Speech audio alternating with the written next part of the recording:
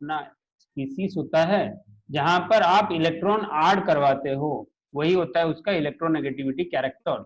Okay, और जो अगर एक बॉन्डेड एटम है, ये देखिए यहाँ पर ए और बी के बीच बॉन्ड है, और ये जो ए है एक पॉजिटिव कैरेक्टर वाला एटॉम है, और ये जो बी है एक नेगेटिव कैरेक्टर वाला एटॉम। तो इन दोनों के बीच एक अट्रैक्शन डेवलप होता है जो कि एक बॉन्ड में बनता है। पर ये जो बॉन्ड है अगर सेम टाइप का अट्रैक्शन होगा, मतलब जितना पॉजिटिव उतना ही नेगेटिव होगा, तो जाके अपना बॉन्ड स्टेबल रहेगा। अगर पॉजिटिव बहुत हाई हो गया और नेगेटिव बहुत कम हो गया तो भी बॉन्ड अनस्टेबल हो सकता है, या फिर अगर नेगेटिव बहुत हाई हो गया और पॉजिटिव बहुत कम हो गया तो भी बॉन्ड अनस्टेबल हो सकता है। तो इसी के बारे में हमें ज्यादा कौन बताता है ना, अपना इलेक्ट्रोनेगेटिविटी कैरेक्टर और इलेक्ट्रोनेगेटिविटी वैल्यूज हमें बताते हैं, समझ रहे हो। तो अभी चलो उसके बारे में ज्यादा कुछ डिस्कस करते हैं। पिछले क्लास में हमने इन्हीं छोड़ा था, कैलकुलेशन ऑफ इलेक्ट्रोनेगेटिविटी। इलेक्ट्रोनेगेटिविटी हम डिफरेंट वेज में कैसे कैलकुलेट करते हैं। तो यहाँ पर एक पहला फॉर्मूला दिया था पाउलिंग ने उन्होंने एक रिलेटिव स्केल निकाला था इलेक्ट्रोनेगेटिविटी कैरेक्टर का। ओके, और उनका फॉर्मूला कुछ ऐसा था, X A minus X B is equal to 1017 root over of delta. Sir ये जो डेल्टा और ये सब कौन है, यहाँ पर देखो लिखा गया है fluorine is the most electronegative element, और उन्होंने उसको वैल्यू दिया 4, फ्लोरीन को वैल्यू दिया 4। और बाकी ये जो डेल्टा क्या है ना, ई ए बी क्या होता है ना, energy of bond A B, A और बी के बीच जो बॉन्ड बना है उसका energy. Okay, E A B minus root over of E A और ए के बीच का जो बॉन्ड है उसका एनर्जी को हम बोलेंगे ई ए, और बी और बी का जो बॉन्ड है उसके एनर्जी को हम बोलेंगे A B, sorry E B B. कैसे होता है एक रिएक्शन, देखो ये जो बी बी है और ए है, ये रिएक्टेंट साइड में होगा, और क्या होता होगा ना, ए बी बनता होगा, दो A B molecule, 2 AB molecule बनता होगा।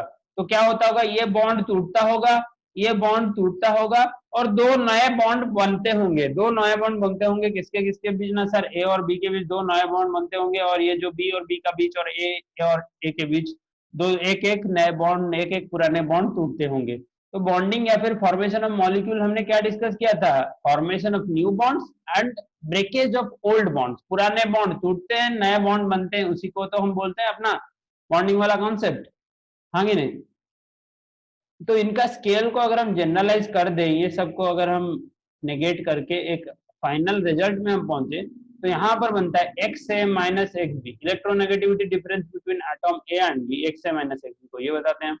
तो वो बन जाएगा 0.208 into root delta. Okay, into root delta. Delta का वैल्यू क्या है यहाँ पर ना, वही E A B minus root over of E A into E B B. इस फॉर्मूले के साथ आपको कुछ ही काम नहीं है, हमने इस फॉर्मूले से कुछ इंपॉर्टेंट मॉलिक्यूल्स के, कुछ इंपॉर्टेंट एटॉम्स के इलेक्ट्रोनेगेटिविटी वैल्यूज हमने पहले से ही निकाल दिए हैं, इलेक्ट्रोनेगेटिविटी वैल्यू हमने पहले से ही निकाल दिए हैं। जैसे कि हमने बोला कि सर फ्लोरीन का होता है क्या, फ्लोरीन का होता है 4, ऑक्सीजन का होता है 3.6 3.5 ऐसा समथिंग, 3.7 समथिंग, नाइट्रोजन का 3.5, ऐसे करके करके इलेक्ट्रोनेगेटिविटी डिक्रीज करता है अलोंग द पीरियड। फ्लोरीन सबसे ज्यादा इलेक्ट्रोनेगेटिव होता है, फिर ऑक्सीजन, फिर नाइट्रोजन, ओके, फिर कार्बन, ऐसे अपना चलता है इलेक्ट्रोनेगेटिविटी कैरेक्टर का ट्रेंड। अभी देखो पाउलिंग के कंक्लूजन्स क्या थे ना, if two atoms have similar electronegativity A and B बनेंगे कोवेलेंट बॉन्डिंग में। अगर लार्ज डिफरेंस रहेंगे इलेक्ट्रोनेगेटिविटी में तो ये बनेगा आयनिक बॉन्ड। आपको तो ये भी पहले से पता है, अगर सोडियम और क्लोराइड के बीच बनता है तो वो आयनिक बॉन्ड बनता है, क्योंकि ना इन दोनों के बीच इलेक्ट्रोनेगेटिविटी डिफरेंस का वैल्यू बहुत ज्यादा रहता है। सोडियम है एस ब्लॉक का मेटल, और ये अपना क्लोरीन है पीरियोडिक टेबल के एंड में हाइड्रोजन ग्रुप का जो हाईएस्ट इलेक्ट्रोनेगेटिविटी में है। ओके, फ्लोरीन के नीचे क्लोरीन होता है ना, दोनों हाईएस्ट इलेक्ट्रोनेगेटिविटी वाले। ओके, फिर अगर आपको दो ऐसे एटॉम मिले जिनका इलेक्ट्रोनेगेटिविटी वैल्यू मतलब क्लोज है, एक दूसरे से क्लोज है, तो वहां पर कौन सा बॉन्ड बनता है ना, कोवैलेंट बॉन्ड बनता है। जैसे कि आपने 10th में पढ़ा था कार्बन एंड इट्स कंपाउंड जो चैप्टर था आपका, कि जो अपना कार्बन और हाइड्रोजन के बीच इलेक्ट्रोनेगेटिविटी वैल्यूज बहुत कंपेरेबल होते हैं, तो इसीलिए वहां पर हम बनाते हैं प्रिडोमिनेटली कोवैलेंट बॉन्ड। तो 50% ऑफ आयनाइजेशन आयनिक कैरेक्टर कैसे बनेगा, यहाँ पर देखो, अगर आपका जो x A minus X B, यहाँ पर x A minus x H दिया गया है, यहाँ पर आप लीजिए x A minus X B अगर हो गया 1.7, तो वो होगा 50% आयनिक, मतलब हाफ आयनिक हाफ कोवैलेंट। अगर ये 1.7 से ज्यादा हो गया एक्स में x H minus x A minus X B का वैल्यू, तो ये हो जाएगा प्रिडोमिनेंटली कोवैलेंट। और अगर ये एक्स इससे कम हो गया, सॉरी इससे कम हो गया, तो प्रिडोमिनेंटली कोवैलेंट होगा 1.7 से। अगर 1.7 से ज्यादा हो गया तो ये प्रिडोमिनेंटली आयनिक होगा।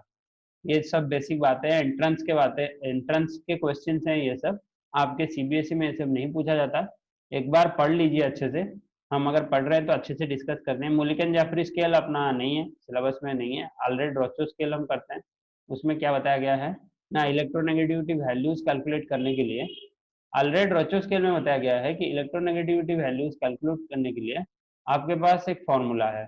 क्या है ना, एक एटॉम और दूसरे एटॉम ए और आर के बीच या फिर ए और बी के बीच इलेक्ट्रोनेगेटिविटी वैल्यूज है 0.395। लिख लो, ये वाला पेज आपको थोड़ा अच्छे से नहीं दिख रहा है तो लिख लो ये formula, E N is equal to 0.359 Z B by R square. R square क्या होता है ना, डिस्टेंस बिटवीन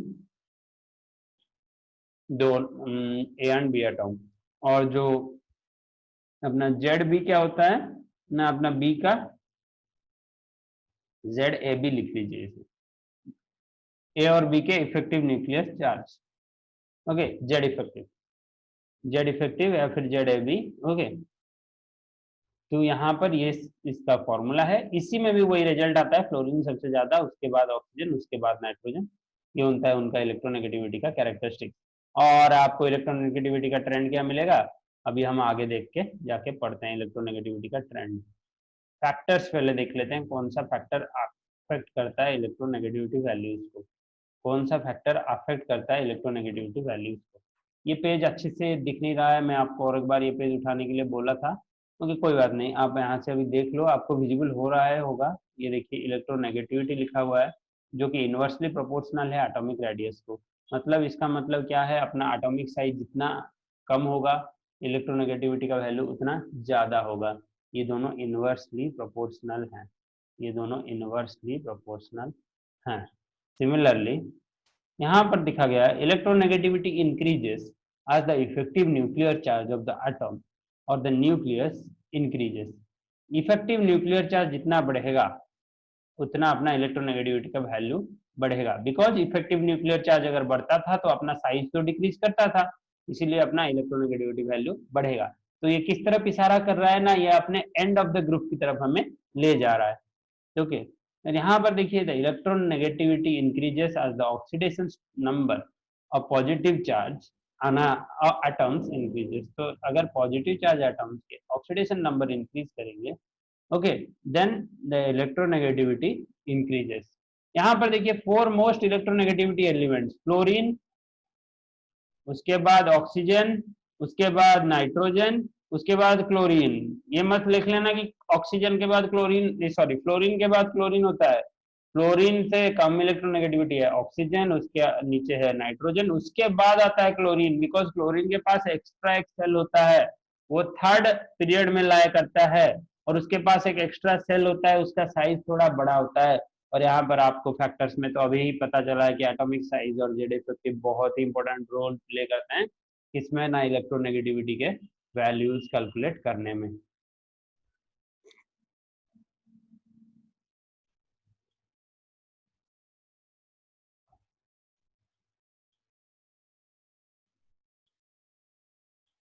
आपको स्क्रीन नहीं दिख रहा है बच्चों, चल रहेगा ना, दिख रहा है ना, या फिर परेशानी हो रही है पढ़ने में, कोई बताओ।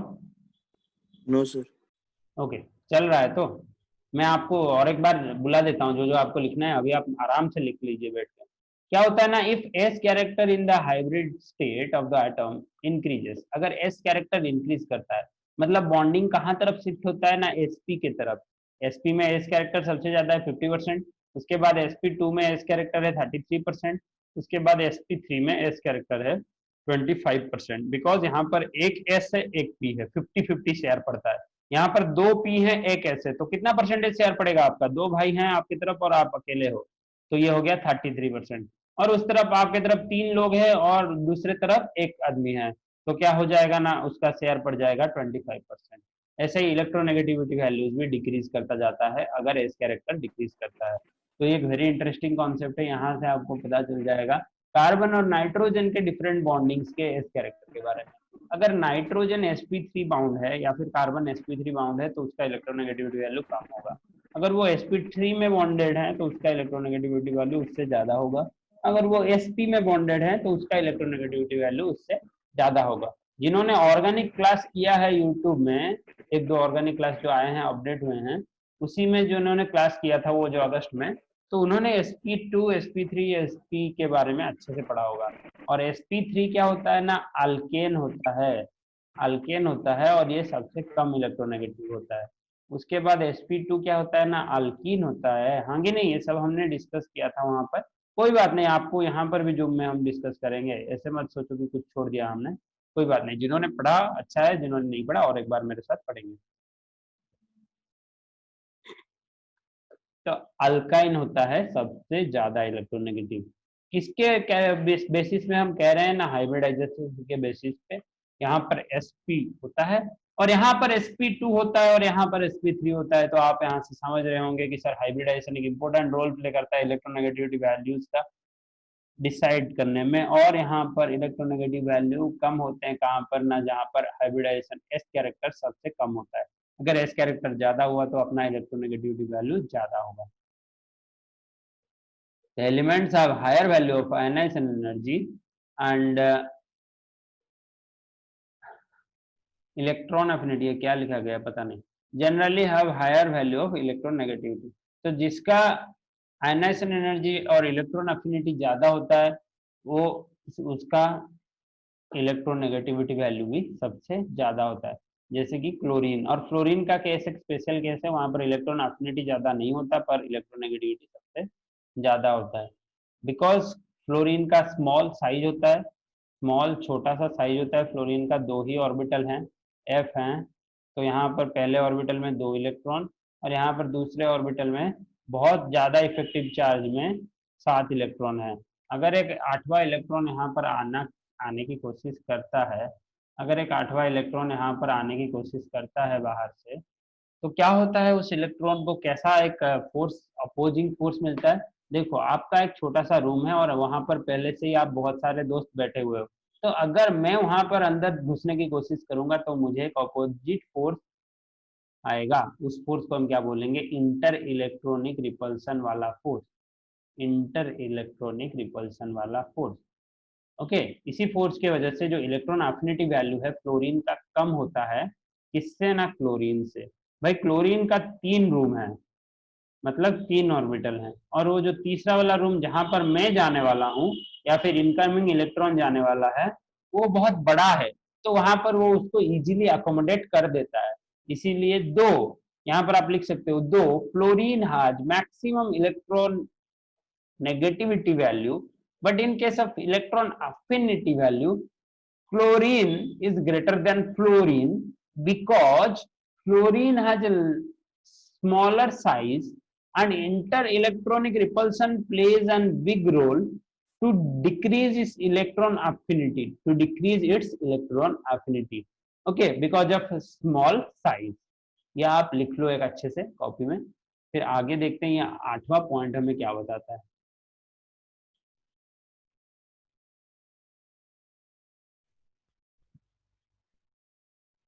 An atom will have greater attraction of electron when its oxidation state is high rather than when low oxidation state।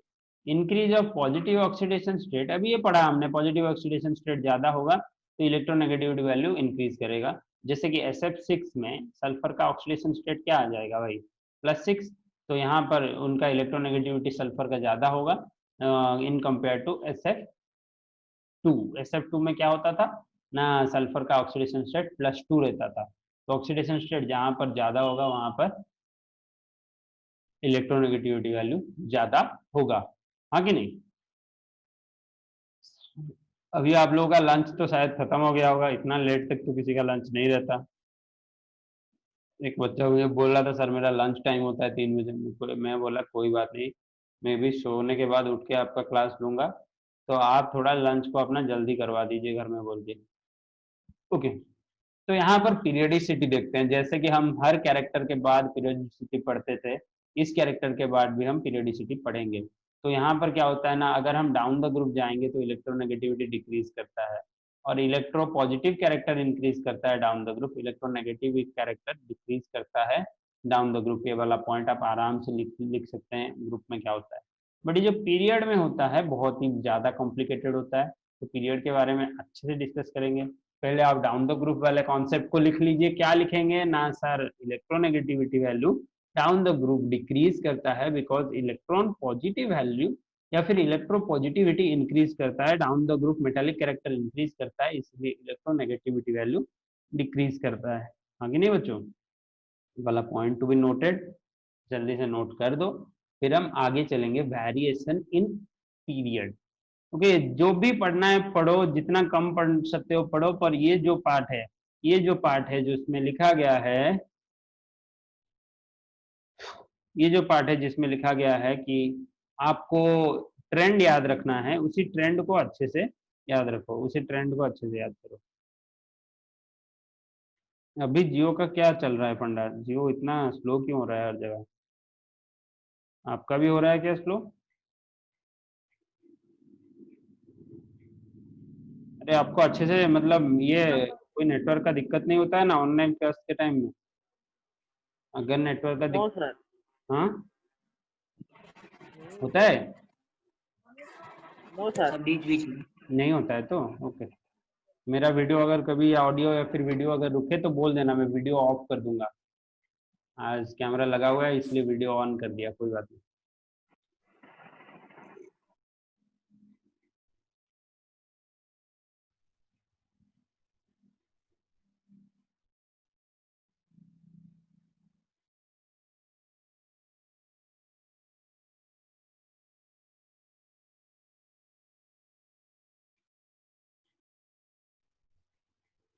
Okay, आज आपका अटेंडेंस चेक कर लेते हैं कौन कौन है भाई। जल्दी से आप ग्रुप वाला फंडा लिखो, श्रुति है, सौम्य, जगन, गिरिजा, देवानंद। ओके, बाकी बच्चे क्लास नहीं कर रहे हैं। ओके, आप 5-6 बच्चे भी करो, अच्छे से पढ़ो बस। ओके, बात मानो, अच्छे से पढ़ो, होमवर्क होमवर्क कंप्लीट करो, कोई बात नहीं, पढ़ो अच्छे से। कोई करता है नहीं करता है उसमें से हमारा कोई लेना देना नहीं है। अगर आप अच्छे से क्लास आते हो, अच्छे से होमवर्क कंप्लीट करते हो, तो मैं आपका हर डाउट को 100 बार समझाऊंगा। ओके, अगर आप नहीं भी आते हो तो मैं भी कभी मना नहीं करता किसी का डाउट समझाने के लिए, पर पूछे तो कोई पढ़ के, कोई पढ़ता ही नहीं है। तो देखो, वेरिएशन इन पीरियड, पीरियड का एक नॉर्मल ट्रेंड हमने बोल दिया कि along the period electronegativity value increases increases. Okay, but वहां पर भी कुछ गड़बड़ है, वहां पर भी कुछ गड़बड़ है। क्या है ना, कुछ अच्छे पॉइंट्स हैं लिखने के लिए। Across the period electronegativity value increases. Okay, in general, देखो यहाँ पर इन जनरल लिखा गया है। तो पहला पॉइंट वहां पर क्या है ना, fluorine is the most electronegative atom. ये आपको याद रखना है हमेशा के लिए, जब तक आपको केमिस्ट्री पढ़ना है तब तक याद रखना है, fluorine is the most electronegative atom.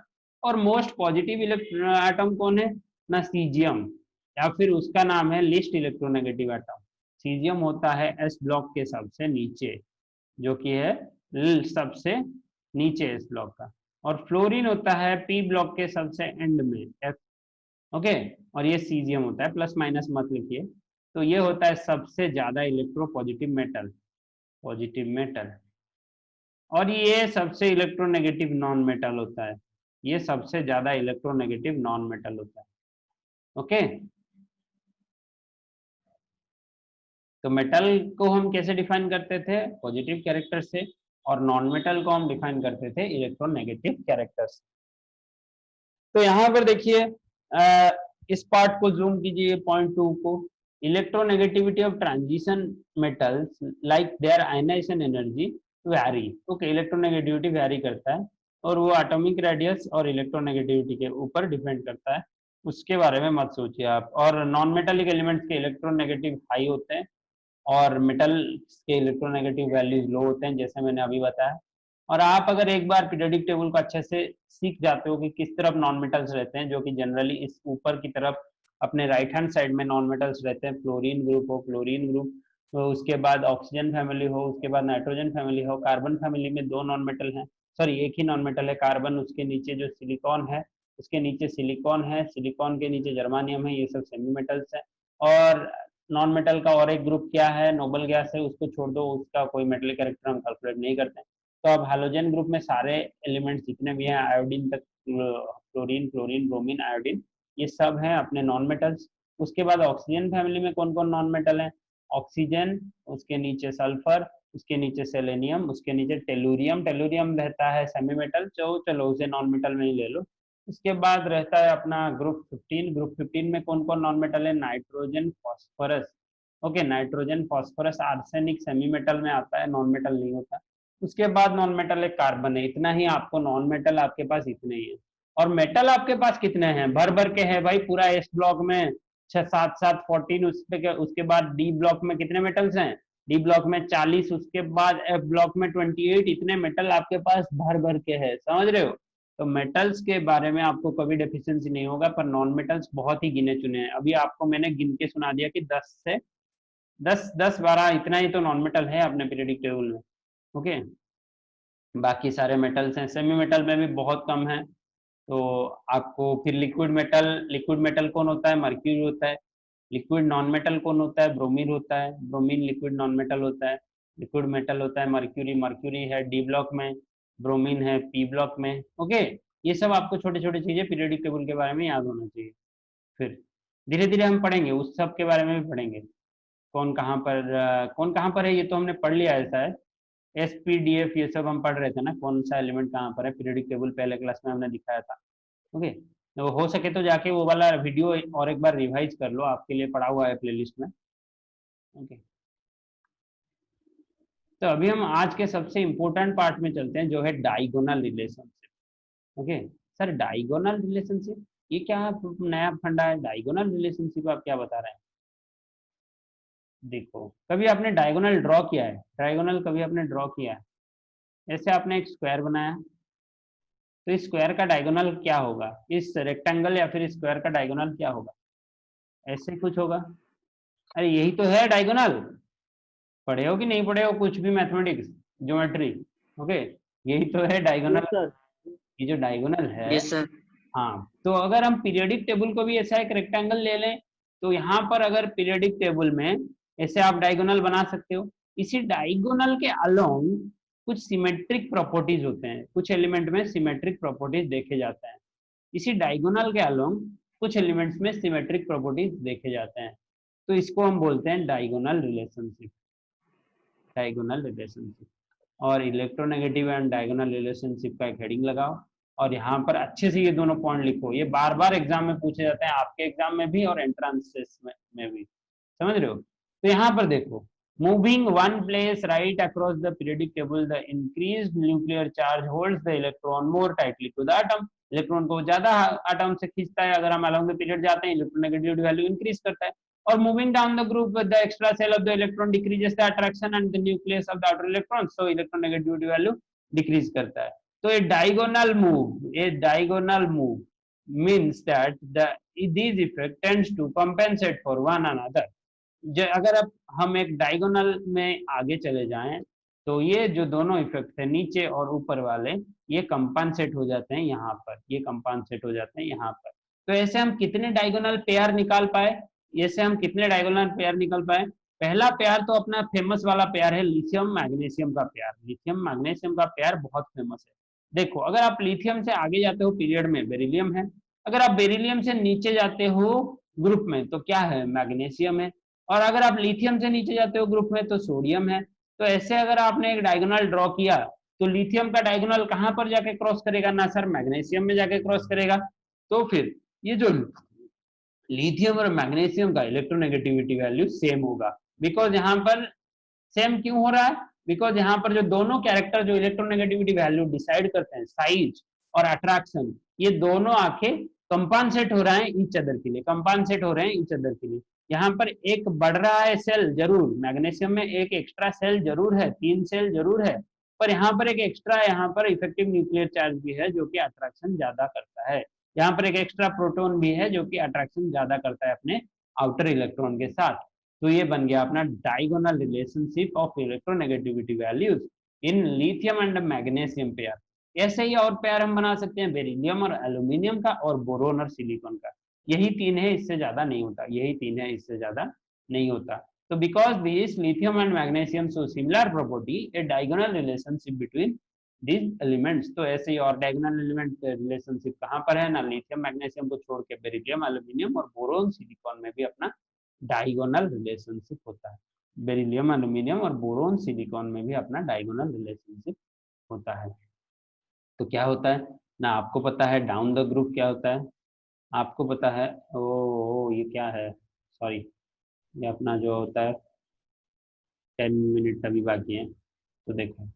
तो डाउन द ग्रुप क्या होता है, इलेक्ट्रोनेगेटिविटी वैल्यू इंक्रीज डिक्रीज करता है, along the period electronegativity value increase करता है, but along the diagonal both electronegative का डिक्रीज और इंक्रीज ईच अदर को कैंसल कर देते हैं, ऐसा कुछ हमने लिखा है यहाँ पर, और टेंड्स टू ईच अदर का इफेक्ट को हम कैंसिल कर देते हैं, और डायगोनल में यहाँ पर लिथियम का वैल्यू जितना होगा यहाँ पर मैग्नीशियम का वैल्यू उतना होता है। मैग्नीशियम के बाद और डायगोनल रिलेशनशिप नहीं डालना, वो डी ब्लॉक में ऐसे मैग्नीशियम से नहीं मिलता। और यहाँ पर देखिए एस और पी ब्लॉक में हम यहाँ पर कंसिडर करते हैं नॉर्मली। बेरिलियम का यहाँ पर डायगोनल में कौन है, एल्यूमिनियम है। सिमिलरली बोरोन के डायगोनल में कौन है, सिलिकॉन है। यही 3 हमें डायगोनल पेयर मिले, और यहाँ पर होते हैं अपने क्या, इलेक्ट्रोनेगेटिविटी का वैल्यू इक्वल और सिमिलर, बिकॉज ये दोनों जो इफेक्ट हैं अट्रैक्शन और साइज, ये दोनों को नेगेट करते हैं हम आगे चल के ऐसे डायगोनल में। अगर नीचे जाएंगे तो डिक्रीज होता है, अगर आगे जाएंगे तो इंक्रीज होता है, अगर डायगोनल में गए तो सेम रहा। तो यही 3 पेयर हमें समझ में आ गया कि सर डायगोनल रिलेशनशिप क्या होता है अपने पी और एस और पी ब्लॉक में। डी ब्लॉक के बारे में नहीं बता रहा हूँ मैं, डी ब्लॉक में डायगोनल रिलेशनशिप कभी नहीं होता। और यहाँ पर देखिए इलेक्ट्रोनेगेटिविटी वाले क्वेश्चन डिस्कस कर लेते हैं। Electronegativity of nitrogen, carbon, silicon and phosphorus. तो बताओ क्या होगा। सबसे ज्यादा इलेक्ट्रोनेगेटिव तो नाइट्रोजन होगा, बिकॉज वो पी ब्लॉक का है और बहुत दूर है। ओके, सबसे यहाँ पर है। उसके बाद कार्बन है, तो नाइट्रोजन और कार्बन ये दोनों तो फिक्स्ड है। फिर फास्फोरस सिलिकॉन के बीच आप किसको चूज करोगे, तो फास्फोरस और सिलिकॉन के बीच आपको फास्फोरस को चूज करना है, बिकॉज फास्फोरस पीरियड में आगे है और सिलिकॉन उसके पीछे है। और जो पीरियड के आखिर इस तरफ होता है उसका इलेक्ट्रोनेगेटिविटी वैल्यू इंक्रीज करता है या फिर ज्यादा होता है, अगर सब्जेक्ट टू कंडीशन अपना वो पीरियड सेम होता है। जैसे कि ये दोनों सेकेंड पीरियड के एलिमेंट है, देवानंद समझ रहे हो ना, ये दोनों सेकेंड पीरियड के एलिमेंट है और ये दोनों थर्ड पीरियड के एलिमेंट है। ओके, ये दोनों सेकंड पीरियड के एलिमेंट है और ये थर्ड पीरियड के एलिमेंट है। आपको पता है कि सर सेकंड ग्रुप या फिर सेकंड डाउन द ग्रुप अगर जाएंगे तो ऊपर वाले ग्रुप्स में इलेक्ट्रोनेगेटिव वैल्यू ज्यादा होता है। फिर अगर हम अलोंग द पीरियड देखें तो अलोंग द पीरियड में हमें क्या पता चलेगा ना, जिसका आखिरी में रहता है पीरियड में वो उसका इलेक्ट्रोनेगेटिविटी वैल्यू ज्यादा होता है। तो इस हिसाब से ये दोनों लॉजिक को मिला देंगे तो ये एक बहुत ही इंटरेस्टिंग क्वेश्चन है आपके लिए, इंपॉर्टेंट में आप डाल सकते हो। यहाँ पर दोनों कॉन्सेप्ट को मिला दिया है, ग्रुप और पीरियड का। तो यहाँ पर आप डाल सकते हो कि नाइट्रोजन होता है सबसे ज्यादा इलेक्ट्रोनेगेटिव, उसके बाद कार्बन होता है, उसके बाद फास्फोरस होता है, उसके बाद सिलिकॉन होता है। ओके, उसके बाद सिलिकॉन होता है। और ये वाला क्वेश्चन आप कैलकुलेट कर सकते हो आयनेशन पोटेंशियल के वैल्यूज से, और वैल्यूज की भी कोई जरूरत नहीं है। अगर आपको पता है फर्स्ट आयनेशन पोटेंशियल और value of electron gain enthalpy of sodium will be, एक इलेक्ट्रॉन गेन करने के लिए अगर आपको आयनेशन पोटेंशियल दिया है पॉजिटिव में, तो एक इलेक्ट्रॉन गेन करने के लिए उसका नेगेटिव वैल्यू शायद होगा ये वाला सी ऑप्शन। पर एक बार चेक कर लेना, अगर इसका कुछ फॉर्मूला होगा तो मैं आपको बताऊंगा। ओके, इसका ऑप्शन होगा सी। और यहाँ पर 15 का आंसर क्या है? 15 का answer 15 15 yes sir, C C. Yes sir, yes sir. और 14 का आंसर देखिए, the electronegativity and electron affinity of an element are X Y, hence the ionization potential. ये क्या क्वेश्चन है भाई, इसके इन तीनों का रिलेशन आपको निकालना है ना, electronegativity electron affinity and ionization potential. तो अपना जो आयनाइजेशन पोटेंशियल क्या होता है ना, the amount of energy required to remove an electron from the outermost orbit. तो उसी का ठीक ऑपोजिट होगा अपना इलेक्ट्रॉन नेगेटिविटी वैल्यू। तो यहाँ पर इन दोनों के बीच relation electron affinity electron negativity तो सिमिलर चीज है। ओके, मैं ये वाला क्वेश्चन आपको बताऊंगा, ये इंपोर्टेंट में डाल दो, ये इंपोर्टेंट में डाल दो, अपने कॉपी में लिखो, इसका सॉल्यूशन मैं ग्रुप में करके भेज दूंगा, इसका सॉल्यूशन ग्रुप में करके भेज दूंगा, फोटो या फिर ऑडियो जो भी पॉसिबल है, मुझे अभी याद नहीं है। ओके, याद नहीं है मतलब दिमाग से चला है, इतना क्लासेस लेने के बाद ये बात मेरे दिमाग में अभी नहीं है कि इन लोगों के बीच रिलेशन क्या होगा, रिलेशन निकालना पड़ेगा, मैं निकाल के आपको दे दूंगा। ओके, ये क्वेश्चन इंपोर्टेंट में लिख लो, बहुत ही इंटरेस्टिंग क्वेश्चन है, 14 और 15 नंबर, और ये 13 नंबर भी आप इंपोर्टेंट में लिख लो।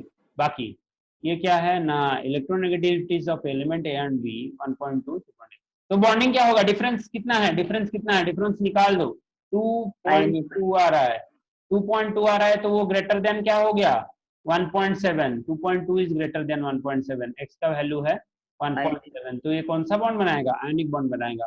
अगर वो 1.7 से लेस होता जो इलेक्ट्रोनेगेटिविटी डिफरेंस का वैल्यू, तो वो बनाता कोवेलेंट बॉन्ड, बिकॉज उन लोगों के बीच इलेक्ट्रॉन डिफरेंस कम है। अगर वो 1.7 बिल्कुल होता तो क्या बनाता 50% आयोनिक 50% कोवेलेंट, या अभी अभी पढ़ा कौन से स्केल में ना, पाउलिंग इलेक्ट्रॉन नेगेटिविटी स्केल में। तो यहाँ पर Mulliken scale of electronegativity uses the concept of, Mulliken scale ने क्या यूज किया था, मुलिकन स्केल ने क्या यूज किया था भाई, हमने तो मुलिकन पढ़ा ही नहीं, तो इस क्वेश्चन को स्किप कर दो।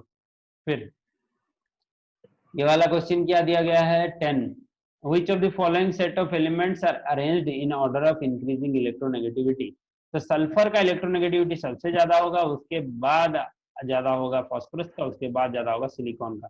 तो इन्होंने बोला कि इंक्रीजिंग ऑर्डर, ये तो हो गया डिक्रीजिंग ऑर्डर, ये तो हो गया डिक्रीजिंग ऑर्डर, तो इंक्रीजिंग ऑर्डर क्या है ना, सिलिकॉन फॉस्फोरस सल्फर, समझ रहे हो बच्चों मैंने क्या बोलना चाहा आपको, ये आपको पूछा है इंक्रीजिंग ऑर्डर, अगर आप डिक्रीजिंग ऑर्डर मारोगे तो गलत हो जाएगा, तो ऑप्शन बी है अपना सही।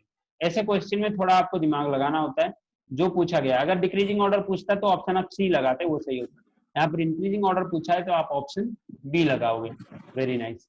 तो यहाँ पर देखिए which of the following element represents the correct electronegativity order, correct electronegativity order, तो ये तो करेक्ट है, फॉस्फोरस ज्यादा है सिलिकॉन से, कार्बन नाइट्रोजन से ज्यादा नहीं है, स्ट्रोंशियम कैल्शियम में से स्ट्रोंशियम ज्यादा नहीं है, ये गलत है, फिर ब्रोमीन क्लोरीन में से क्लोरीन ज्यादा है, ब्रोमीन गलत है। ओके, और ये तो हमने बताया अभी, मोस्ट इलेक्ट्रोनेगेटिव कौन है ना, हालोजन फैमिली है, NH2NP5 हालोजन फैमिली है, जिसका आउटर इलेक्ट्रॉनिक कन्फिग्रेशन होता है NH2NP5, क्लोरीन का होता है 2s2 2p5, क्लोरीन का 3s2 3p5, ऐसे ही चलता रहता है। और बाकी देखते हैं और कितने क्वेश्चन हैं बचे।